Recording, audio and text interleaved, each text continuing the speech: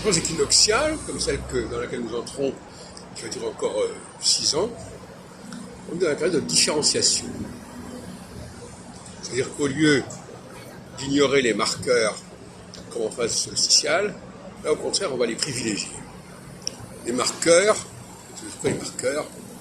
Dans le domaine de la langue, on pense que ce sont des marqueurs, le marqueur de genre, le marqueur de nombre, le marqueur de temps, mais nous sommes également porteurs de marqueurs qui vont nous permettre de nous différencier. Marqueur de sexe, c'est ce que je m'appelle le visuel. Parce que pour moi, c'est fondamental le visuel. On ne peut pas passer outre le visuel, en tout cas pas en phase équinoxiale. Il y a le retour du reflet du visuel en phase équinoxiale.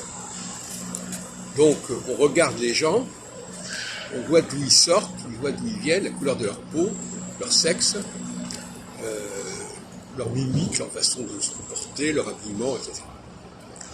Et donc, en phase équinoxiale, on va s'apercevoir que les structures visuelles vont être de plus en plus fortes. Et qu'on va avoir des groupes de plus en plus homogènes, mais également de plus en plus séparés. Et je donne toujours un exemple, je ne sais pas si ça a été enregistré, dans un groupe, il va y avoir une scission au sein d'un groupe qui correspond à un visuel. Par exemple, un groupe où il y avait un mélange entre les Maghrébins et ceux qui sont de France de souche, et bien là, le mélange ne se fait plus. C'est comme il ne se fait plus.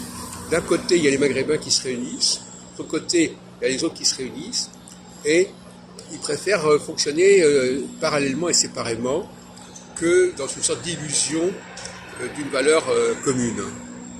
Et cette illusion de valeur commune, elle va revenir en phase solsticiale.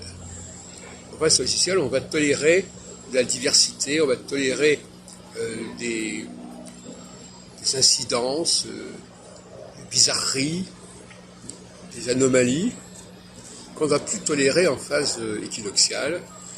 Et la phase équinoxiale, elle a pour vocation de séparer les groupes, de faire ressortir la diversité des groupes. Et pas la diversité